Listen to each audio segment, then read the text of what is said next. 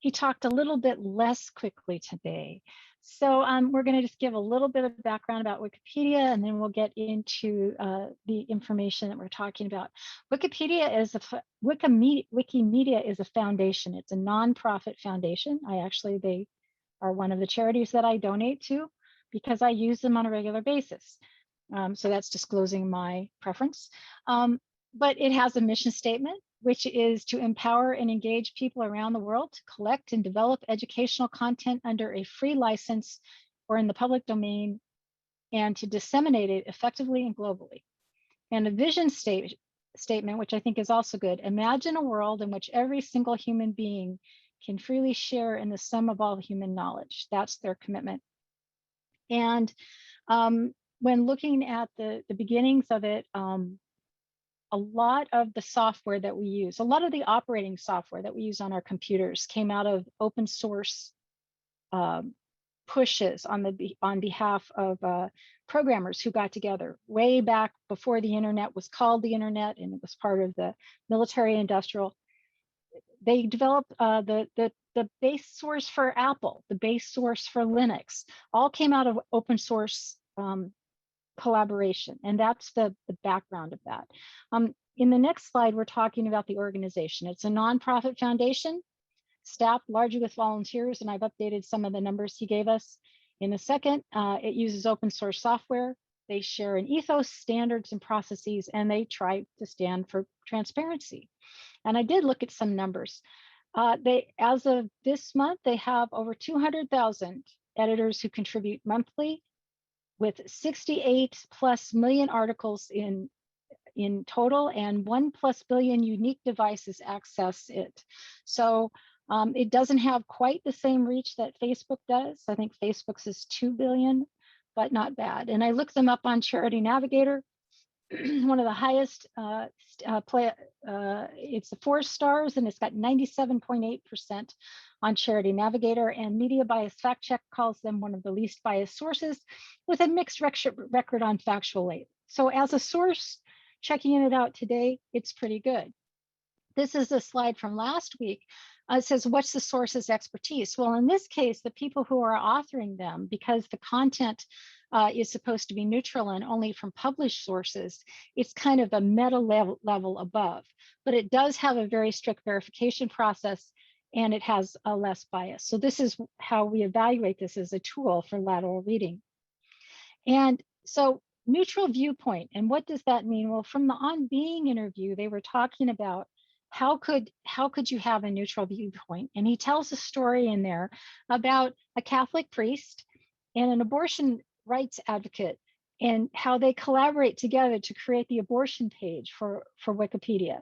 They're not going to change each other's mind, but they can actually write about the controversy from each standpoint and work collaboratively to have something that is an overview.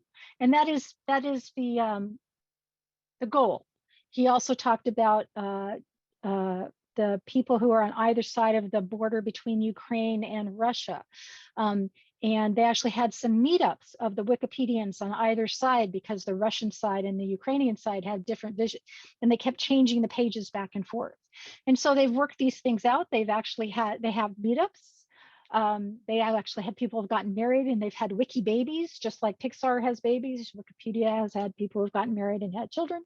So it is a community like any other community. So how frequently in the week, how often do you go to Wikipedia?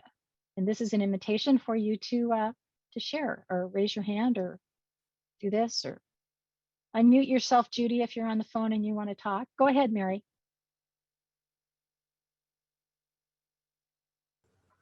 About once a week, probably, for most information.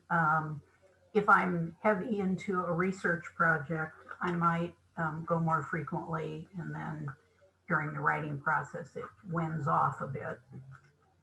Okay. How about when you're reading news? How often do you go from a news article to Wikipedia? Interesting question.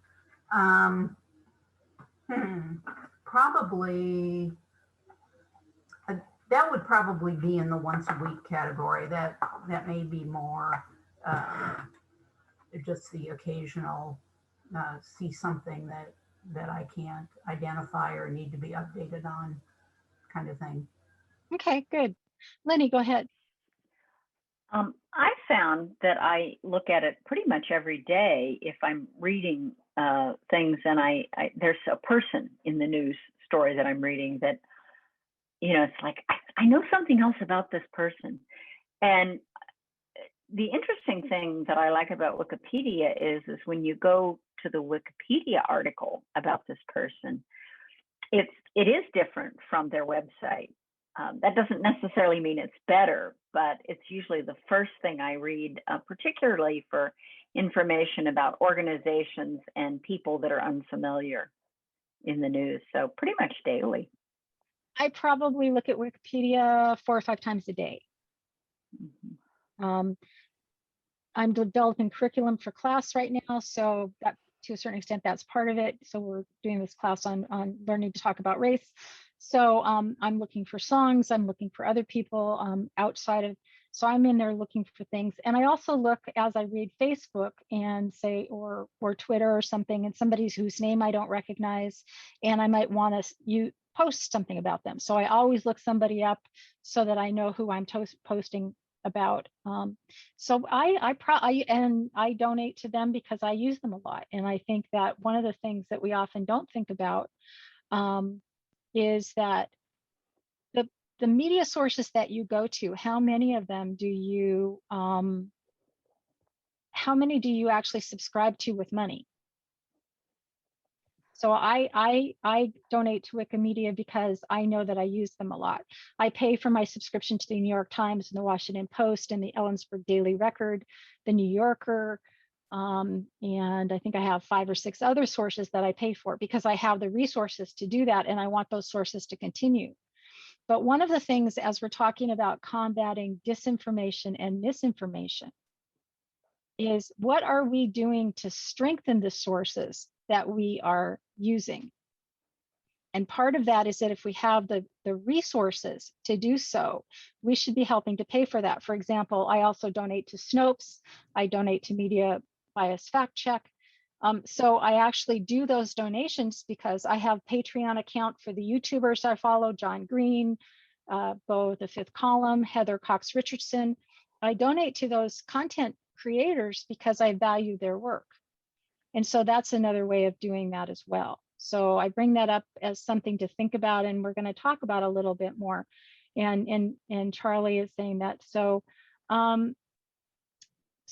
and Charlie has said in the chat that she's going to use Wikipedia more often since this episode. What about the rest of you? What do you think? Do you think you're going to use it more or less or more? Go ahead, Marcia. Yeah, I would say Okay. more. I only use it like occasionally. And when there's just someone I want to check out, I just Google them. I hadn't really thought of Wikipedia as another source, but I think I will more frequently. And the problem, and we're going to talk about this later on, and Charlie has found a good article for us, but is the whole issue is when you Google somebody, you're then using the Google algorithm. Mm-hmm. And that Google algorithm is influenced by a lot of other things, whereas the Wikipedia article is not necessarily influenced by an algorithm. Yes, there are biases, racial, gender biases. That's absolutely true, but not so much. And is anybody here a Wikimedian? Did you contribute to Wikipedia? No. Okay. Go ahead, Mary. Did you have a comment? Oh, I was just going to say, it's my experience has been, and maybe it's the material I research, but that when I Google something, almost always the Wikipedia article is in at least the first 5. So the Google algorithm doesn't beat up on it too badly, at least in some subject matter.